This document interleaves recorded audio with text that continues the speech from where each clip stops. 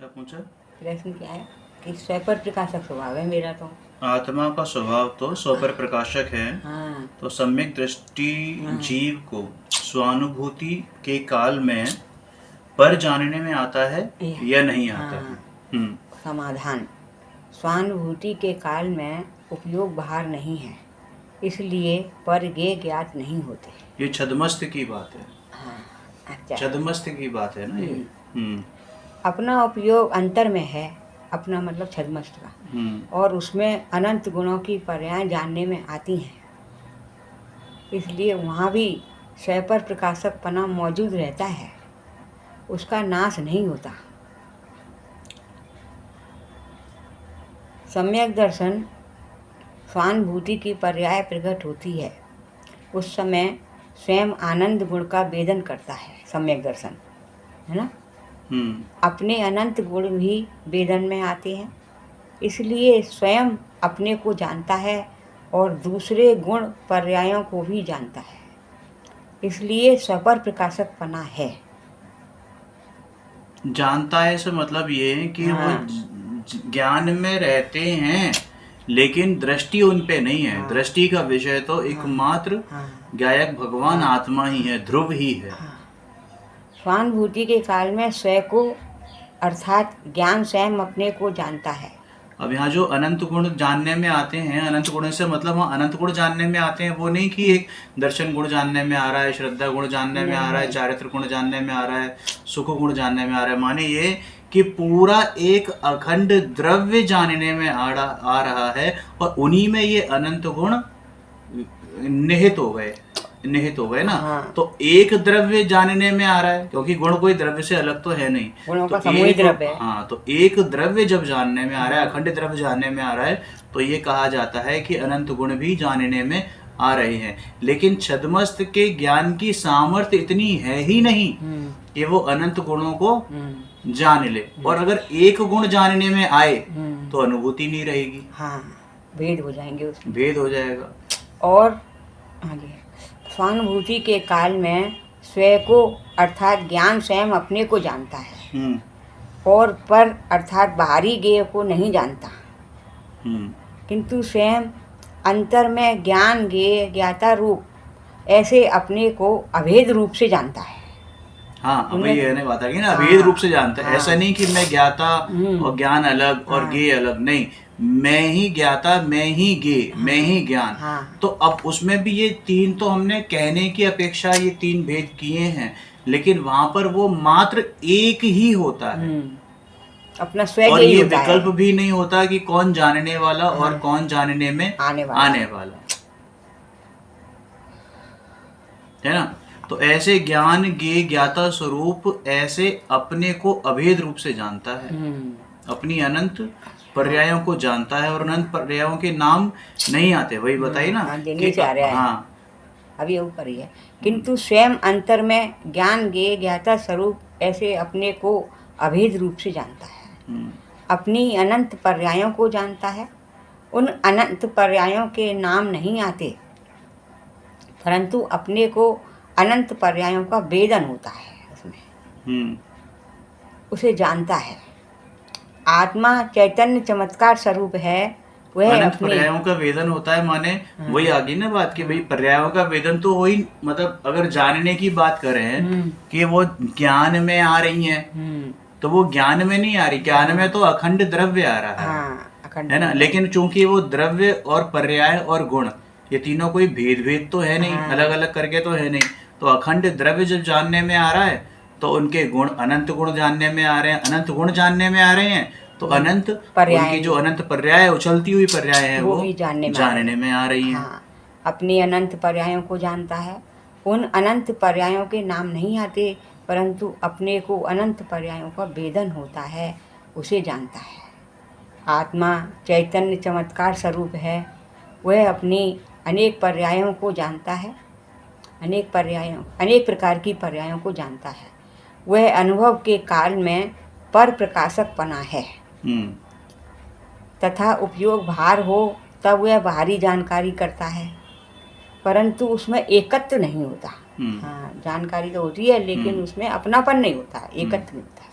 अनुभव काल में स्वयं अपना ज्ञायक रहता है, ज्ञाता की धारा चलती है, और जब उपयोग बाहर होता है तब वह पृथक रहकर पर को जानता है। वही बात है, क्योंकि अगर हम इसको एकांत से देखेंगे ना तो बहुत भ्रांतियां खड़ी हो जाएंगी। कारण ये कि अभी इसमें आया है कि अपने को जान रहा है, अभी आया ना ज्ञायक रहता है। अब ज्ञायक के साथ ऊपर क्या दिया था कि पर्यायों का भी वेदन होता है, पर्यायों को भी जानता है, अनंत पर्यायों को भी जानता है, अनंत गुणों को भी जानता है, अनंत गुणों का वेदन भी हो रहा है। अब वो अगर उसको केवल एक ही अपेक्षा से देखेंगे तो फिर भ्रांति खड़ी हो जाएगी, ये मिथ्या दर्शन हो जाएगा। तो इसमें बेसिकली क्या है कि जानने में तो ज्ञायक ही आ रहा है। अब जैसे चीनी का एग्जाम्पल आता है ना, चीनी को आपने जीभ पे रखा, मिठास होगी, तो क्या जानने में आएगा? उसका मिठास। अब वो मिठास गुण के कारण से सारी पूरी संपूर्ण द्रव्य का निर्णय हो गया कि हाँ भाई इसमें मिठास भी है, क्रिस्टल फॉर्म भी है, सफेद भी है ना, और उसमें स्पर्श, रस, गंध, वर्ण सारे गुण उपस्थित हैं, तो वो सब जानने में आ गए।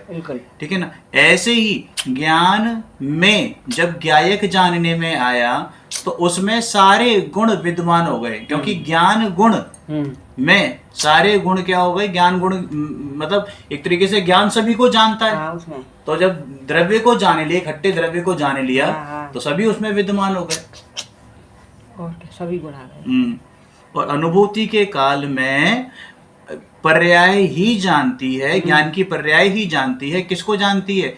ज्ञान की पर्याय को ही जानती है। ज्ञान की पर्याय को ही जानती है। अनुभव भी पर्याय का ही करती है, लेकिन चूंकि वो पर्याय निज ज्ञायक भगवान आत्मा की तरफ यानी ज्ञायक की तरफ झुकी हुई है, क्योंकि उस पर्याय ने ज्ञायक का आश्रय लिया हुआ है, इसलिए कहने में आता है कि उसने ज्ञायक का अनुभव किया।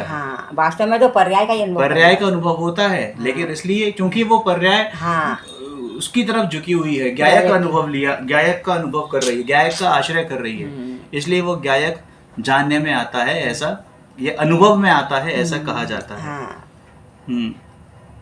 और जब उपयोग बाहर होता है तब वह पृथक रहकर पर को जानता है, अर्थात स्वयं अपने को जानता है और दूसरे को भी जानता है। हाँ, तो वो आ गया ना कि देखो स्वयं को जान रहा है और पर को जान रहा है। तो स्वयं जब पर्याय अपनी तरफ है, जब अपनी पर्याय अपनी तरफ है ना, जिस पर्याय ने अपने स्वयं का आश्रय लिया है, और जब अनुभूति का काल है तो उस समय एक ज्ञायक जानने में आ रहा है, लेकिन उस समय जो जितने भी अन्य द्रव्य वो सारे लब्धि रूप से उनके ज्ञान लब्धि रूप से मेरे ज्ञान में पड़े हुए हैं, है ना। और जब मेरा उपयोग बाहर हो रहा है तो उस काल में भी तो स्वयं पर प्रकाशक बना है कि मेरा जो ज्ञेय है वो लब्धि रूप से पड़ा हुआ है। ठीक है ना, उस समय। अब बात ये है कि स्वयं पर प्रकाशक में स्वयं प्रकाशक पना हुए बिना पर प्रकाशक पना झलक ही नहीं सकता, नहीं झलक सकता। क्योंकि जब जो चीज स्वयं को ही प्रकाशित नहीं कर सके वो पर को प्रकाशित कैसे करेगी?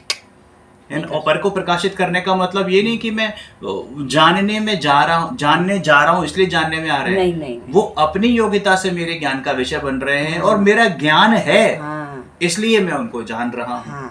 मेरा ज्ञान है इसलिए। तथा अंतर इस प्रकार सविकल्प दशा में स्वयं पर प्रकाशक पना है, तथा अंतर में स्वयं अपने को जानता है और अपने अनंत गुण पर्यायों को जानता है। वह निर्विकल्प के काल का स्वयं पर प्रकाशक पना है। जब बाहर आता है तो वो स्वयं पर प्रकाशक पना है, इस टाइप से कि वो अनंत ज्ञेय जानने में आएंगे, लब्धि रूप से उसका गायक पड़ा हुआ है। कहाँ है दिखाओ? देखो इस प्रकार सविकल्प दशा में, सविकल्प दशा तो ये हो गई ना कि वो बाहर आ गया, है ना, तो स्वयं अपने को जानता है और दूसरे को भी जानता है, तथा अंतर में अब स्वयं अपने को जानता है और अपने अनंत गुण पर्यायों को जानता है। यह निर्विकल्प दशा के काल का स्वयं पर प्रकाशक बना। अब वो इसी अपेक्षा से कहा गया है ना कि जब एक द्रव्य को जाने लिया तो समस्त द्रव्यों को जाने लिया। समस्त द्रव्यों के मतलब समस्त उस द्रव्य के समस्त गुणों को जाने लिया, और उस द्रव्य अनंत गुणों की समस्त पर्यायों को जाने लिया। ठीक है ना। अनेक प्रकार की पर्याय उसको स्वानुभूति में परिणमित होती हैं, उन्हें जानता है तथा अपने को अभेद रूप से जानता है। वही बात आ गई ना कि अपने को अभेद रूप से जानता है। अब ऐसे नहीं कि पर्यायों को जान रहा है अलग से, कि एक एक पर्याय को गिन रहा है, सब ये पर्याय जानने में आ रही है, नहीं, अपने आप से ही वो, चूंकि उसने अभेद रूप से अपने को जाना है, तो वो जो द्रव्य गुण पर्याय का जो अभेद पिंड है, उसने अपने, ये कहा गया कि उसने उन पर्यायों को भी जान लिया, उन गुणों को भी जान लिया है। तो इस प्रकार से ये स्वपर प्रकाशक कहा गया है। निश्चय से बाबूजी ने भी तो इसमें चीज में बड़ी अपने को अभेद रूप से जानता है, इस प्रकार सब जानता है, वह निश्चय स्वपर प्रकाशक। हाँ, वही हो गया ना, अपने को अभेद रूप से जान रहा है, और पर को जानता है, वो भेद रूप है, वो मतलब व्यवहार से कहा जाता है। नहीं, तन में वो का नहीं जानता है। व्यवहार से क्यों कहा जाता है? पर को तन में वो का नहीं जानता है।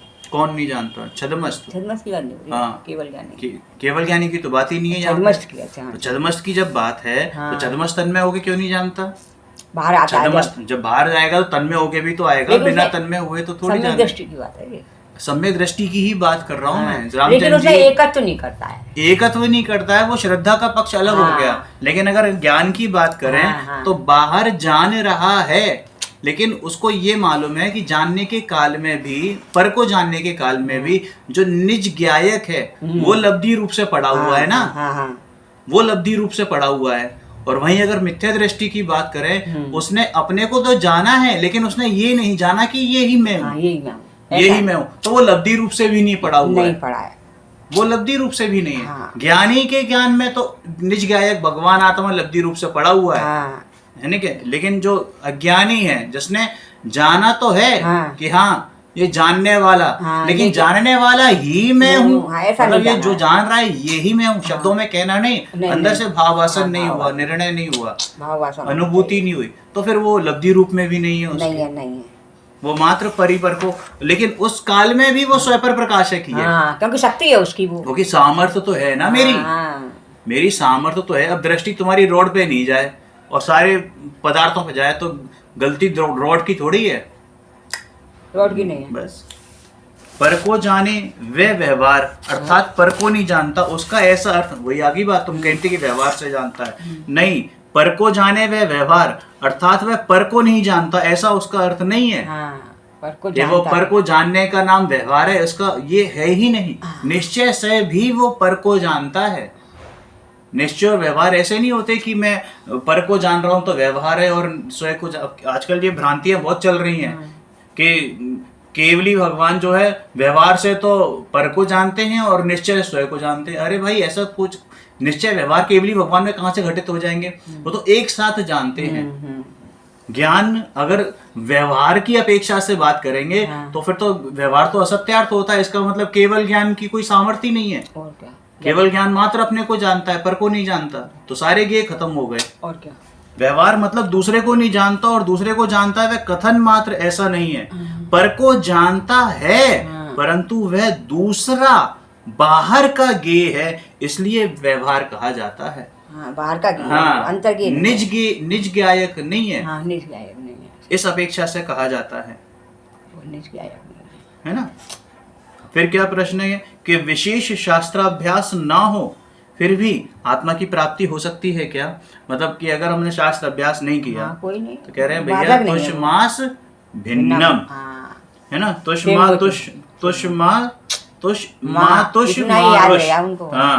है ना, कि इतना ही याद रहा।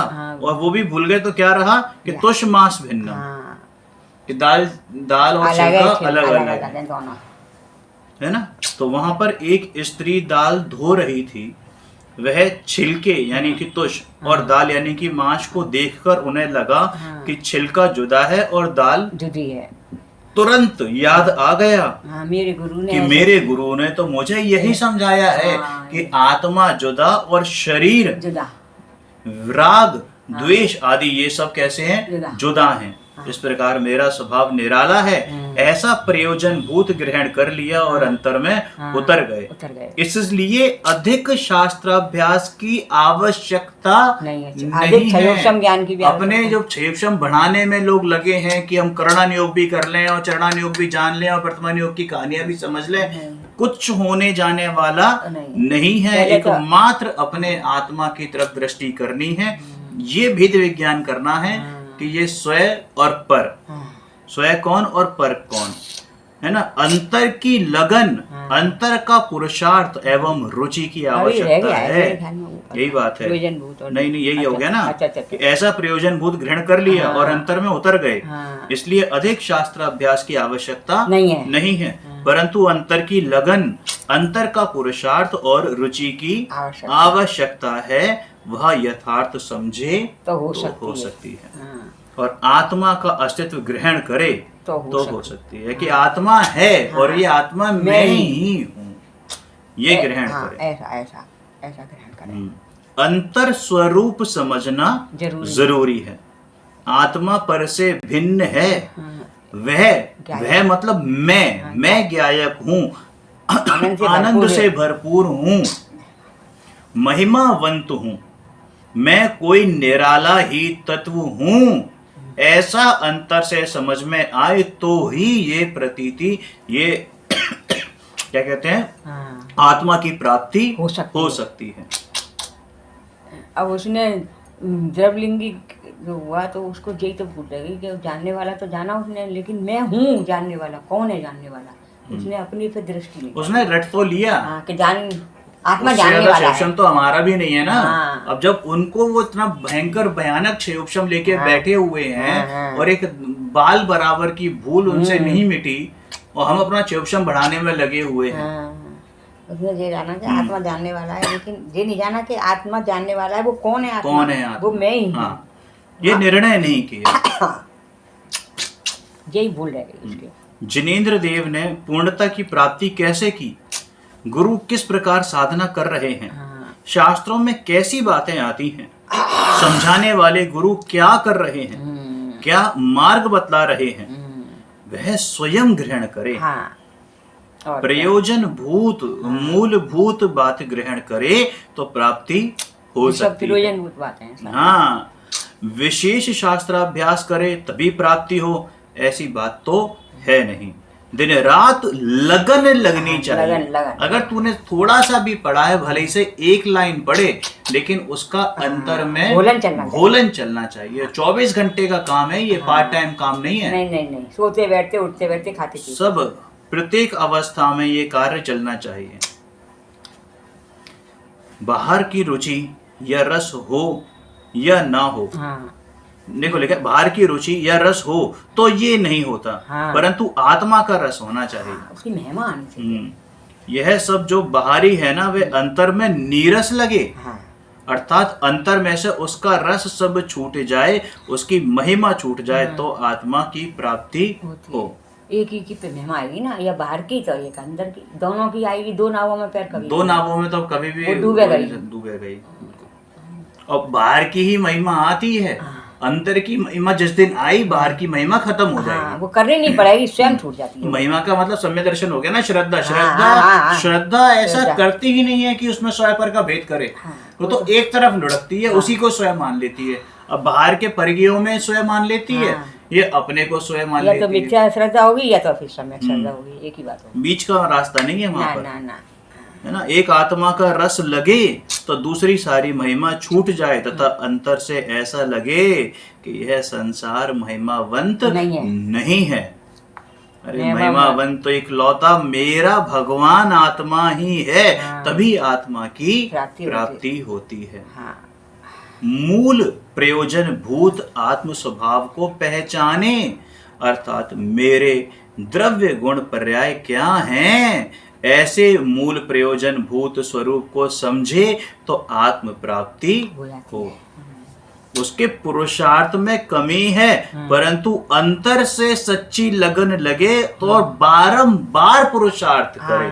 हो सकता है उसे यथार्थ पुरुषार्थ नहीं समझ में आता हो कि कैसा हो रहा है, लेकिन जब अंतर में लगन लगेगी और वो मतलब चोट करता रहेगा, एक एक बूंद भी, जो कहते हैं ना कि एक बूंद भी लगातार गिरती रहे तो पत्थर में छेद कर सकती है।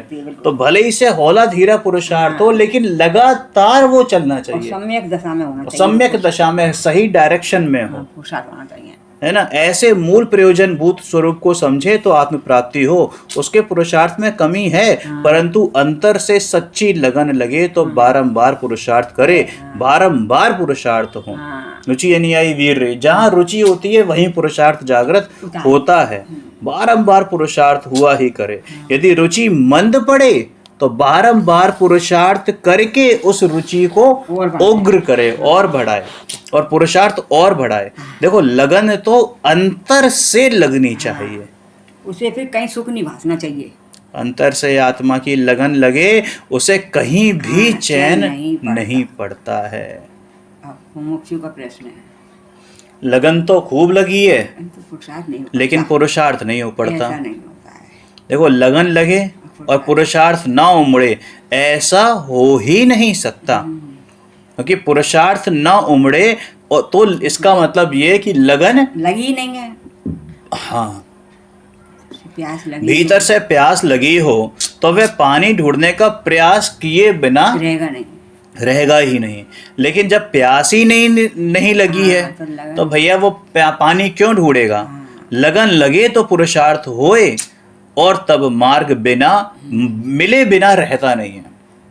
मतलब वही है ना, 5 समवाय जब आते हैं तो पुरुषार्थी तो एक लौता मेरे हाथ में है, लेकिन ऐसा कभी नहीं हो सकता कि आपका सच्चा पुरुषार्थ हो, यथार्थ डायरेक्शन में पुरुषार्थ हो और आपको मंजिल मिले नहीं। और अगर मंजिल जब तक मिली नहीं है तब तक आपका पुरुषार्थ ढीला पोला है, यानी कि सही डायरेक्शन में नहीं है, यथार्थ पुरुषार्थ है ही नहीं। और रुचि भी नहीं है, रुचि भी नहीं है। हमें लगता है, द्रव्यलिंगी मुनिराजों को, पहले गुणस्थानवर्ती द्रव्यलिंगी मुनिराजों को ऐसा लगता है कि मेरी तो रुचि सबसे स्ट्रॉन्ग है। वो तो अपने आप को समय दृष्टि भी मानने लगते हैं, लेकिन उनकी रुचि में ही कहीं ना कहीं कमी है, जो वो खुद भी नहीं जान पाते। स्वयं केवली के ज्ञान का विषय बनती है वो। गुरुदेव ने सचमुच, मतलब नहीं कि गुरुदेव ने क्या बताया है, अत्यंत स्पष्टता पूर्वक विधि बताई है, परंतु स्वयं को भीतर से ये लगन लगे तो विधि ढूंढे। सचमुच लगन लगी ही नहीं है तो विधि कहाँ से ढूंढे, क्योंकि विधि मतलब प्रोसेस तो एक ही है, और वो इकलौता प्रोसेस है आत्मा को पहचानना, आत्मा का विचार करके निर्णय करना, और पर से एकत्व बुद्धि तोड़ने का प्रयास करना। भैया, परमार्थ पंथ, निश्चय का पंथ तो एक ही है, परंतु वह स्वयं करता ही नहीं है। तो फिर कहाँ से पुरुषार्थ होगा और कहाँ से लगन लगेगी। और क्या, फिर क्या प्रश्न आया कि बाहर की मिठास अभी छूटती नहीं है, तो आत्मा की प्राप्ति के लिए क्या करें, कैसे आगे बढ़ें। अरे आत्मा सबसे निराला, कोई अपूर्व, इस प्रकार आत्मा को पहचाने तो भव का अंत हो। बाहर की मिठास छूटी नहीं है तो आत्मा की प्राप्ति के लिए क्या करें, है ना। तो नहीं कि भैया ज्ञायक को पहचान, उसको पहचाने तो भव का अंत हो। आत्मा की मिठास लगनी चाहिए। देखो, ऐसा होता है ना, बाहर की मिठास छूटी नहीं है, कारण ये है क्योंकि तुझे अंतर की मिठास नहीं लगी नहीं है ना। अंतर की मिठास लगे तो बाहर की मिठास तो स्वतः ही हमको मिले, तब वो बाहर की चीज वही होता है ना कि ग्रहण पूर्वक त्याग होता है। तूने अपने आप को ग्रहण किया नहीं। अब ऐसा तो हो ही नहीं सकता कि किसी को किसी भी चीज की प्रीति ना हो, होती है। या तो स्वयं की प्रीति होगी या पर की प्रीति होगी, कहीं ना कहीं तो उसका श्रद्धा ऐसी जमी ज्ञान में गे आए बिना रह ही नहीं सकता। या तो वो पर गे आएंगे या स्वयं गे आएगा, अगर छद्मस्त अवस्था में है तो, है ना। और केवली को तो दोनों ही आते हैं। लेकिन बात ये है कि जब हमारी रुचि ही नहीं है ना, वही होता है ना कि बिल्कुल बिल्कुल पुरुषार्थ कैसे जागृत होगा, पुरुषार्थ कैसे जागृत होगा। आत्मा की मिठास लगती नहीं, बाहर की मिठास लगती है तो बाहर का मिलता है, और यदि आत्मा के मिठास लगे तो आत्मा मिलेगा। आत्मा की मिठास नहीं लगती तो आत्मा मिले कहाँ से? उसे अंतर से आत्मा की अपूर्वता लगनी चाहिए। जैसे भगवान कोई निराले हैं, वैसा ही मेरा आत्मा भगवान समान है, इस प्रकार पहचान करे तो आगे बढ़ सकता है।